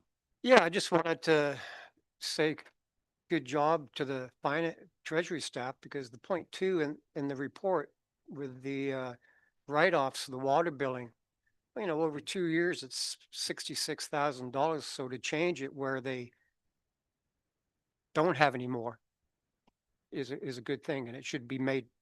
I'm just saying it so it's made publicly, so anybody hears who doesn't read that knows there is a change coming to their water billing, because that's a lot of money in 2 years. So it's a good thing for you to jump on that and make sure all the balances are paid, because it's just a good thing. So I thank you very much for that. Okay, you receive that for information? Yeah, I think so. Seconder? Jim? All those in favor? That is carried. Moving on to 11.6, the librarian CEO report. Joan, you wish to speak to that one? Thank you, Mr. Mayor. as the chair of the library board, I'm always a big supporter of the library and all the things that we're doing. I want to say thank you to our fire department over there for that great barbecue firefighter frolic what we had, and also the Friends of the Library where we had that book sale. Of course, Taylor was there. That was really great. And it all adds up back to leadership. And I think leadership is practiced not so much in words as in attitudes and actions, which also include performance. And I think the library is performing great. So thank you. Absolutely. Joan, you'll move that we receive that report? Yes, you will. Thank you. Second by Martin. All those in favor? That is carried. Moving on to report 11.9. Monica, you wish to speak to that one? Yes, just through you, Chair, I believe to maybe the treasurer. Just a quick question. I'm not sure if this is something you may be able to answer, but just with regards to the cost recovery model letter, I was hoping to get maybe a staff perspective on 2026 plus cost pressures and whether we should join an AMO advocacy position. If this requires some time to look at, we can always look at it later. Just, yeah, I forgot to write you email about it. That's okay. Through you, Mr. Mayor. I believe that would take some time. Sure. I did have another question from another counselor asking about what that cost might look like. It did say there's an 11% cap.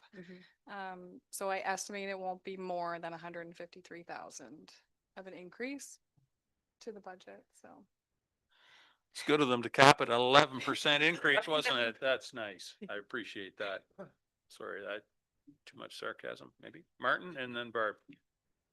That wasn't sarcasm, that's the truth, basically. So this letter says it's basically for next year, the year after that, it could be another 15%. It's only for 2026, from what I'm seeing. So, yeah. That's unfortunate. Okay, that's enough for me. Okay. Barb? Before you say anything else. No, so I get the 11% cap, which, last year we were going to be 23% and they backed away from that. They've got to recover the salaries somewhere. We knew that at some point it was going to come back to us, because if in our own world, if we borrow from reserves to pay for salary increases or market adjustment, that carries forward. So it's got to catch up with us at some point. It's worth noting, though, $153,000 is likely almost a % tax increase. I'm not sure if we're going to be in the 180 to 200,000 mark yet with growth, but yeah, I think Taylor's got an answer. yeah. So last year we were at 192,000 and this year we're just above 220,000. Yes. Sorry, 3/4 of a tax increase right out of the gate. But we're not in a budget meeting, so we're not going to go down that rabbit hole today. But the struggle continues. Anyone else? Okay, Monica, will you receive that? Yes, Mayor, thank you. Thank you. Is there a seconder? Jim, thank you. All those in favor? That is carried. All right, general announcements. Does anybody have anything they wish to share? Good news and celebrations. Jim's looking at me like, what are you talking about? So that's kind of where we're at. Joan. Good news and celebration. Last weekend was Thanksgiving weekend was such a good thing. The community came together with quite a few events.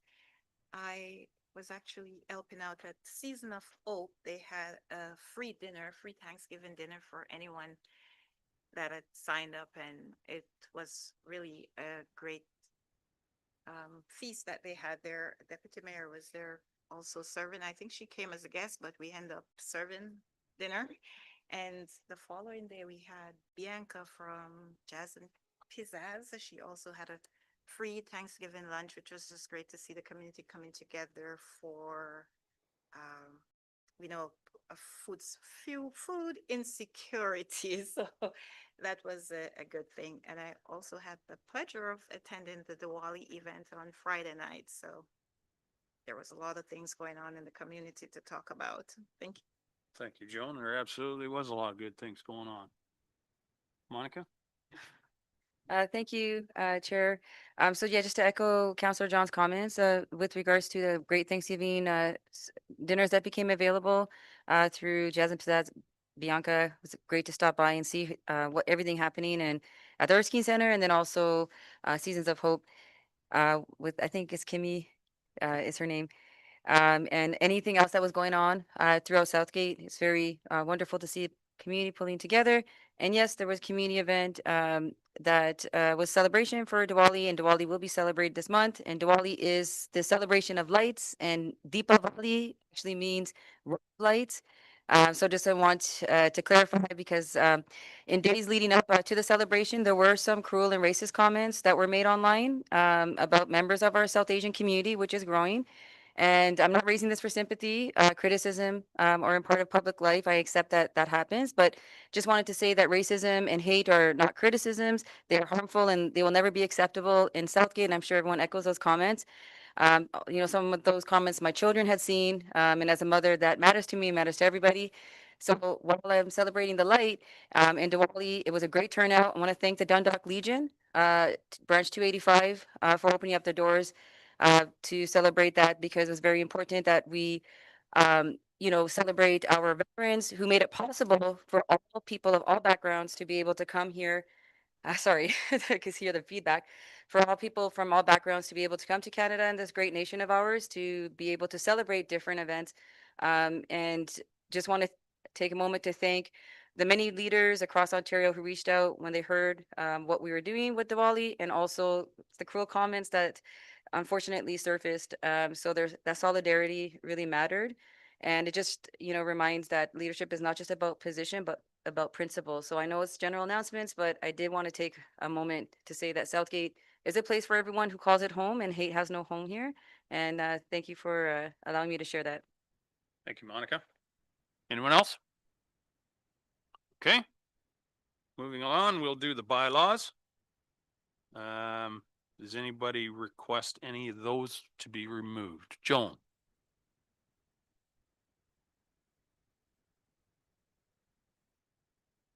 Okay, we'll pull that one. Anyone else? Okay, be it resolved that the following bylaws dated October 15th, save and accept item 13.1 be read at first, second, and third time, find and pass, signed by the mayor and the clerk, sealed the corporation, and entered into the bylaw book. Someone move that, please. Martin, seconded by Jim. Thank you. All those in favor? That is carried. 13.1. Madam Clerk. Sorry, Counselor John, I'll let you ask your question, but I can just explain it too. Okay. So, I figured this would come up. So, these are our municipal support services, our contract for bylaw enforcement and canine. These are their employees. So there was an update. So since they're our contract to provide those services, they have to be appointed as bylaw enforcement officers with the township.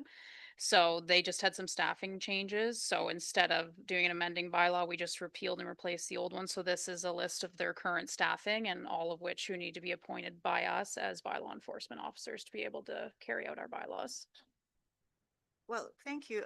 And I think though, I have had to call the bylaw before and I didn't really get a favorable answer for after hours, but this is something that might be different. There was a really bad thing that happened at 8:40 after 8 this morning between Russell Street. I don't know if you guys heard about it. Yeah. Where the dog attacked the kids this morning. 2 kids got bitten and the police had to kill the dog, regrettably. But the dogs are like off the leash.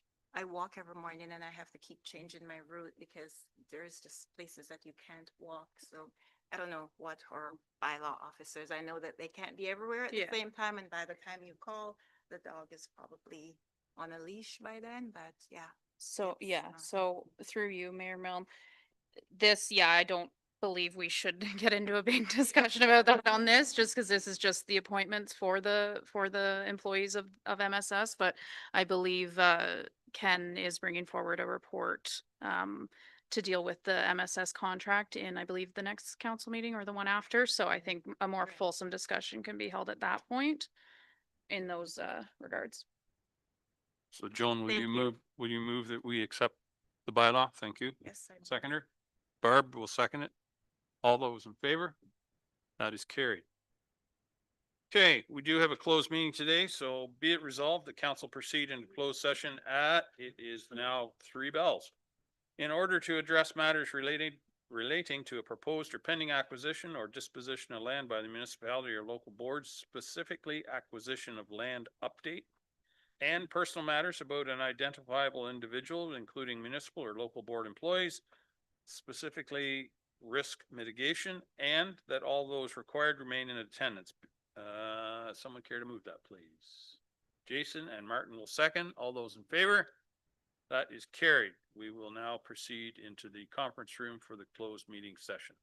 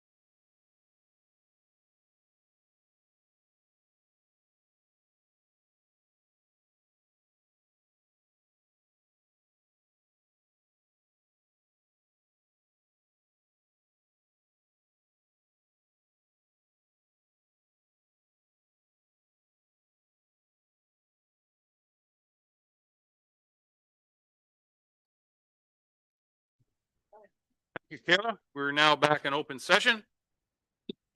I can confirm that we only discussed the items in closed session that were on the closed session agenda. Confirming bylaw. Second, Jim. All those in favor? That is carried. One more motion to adjourn. Jim and Barb,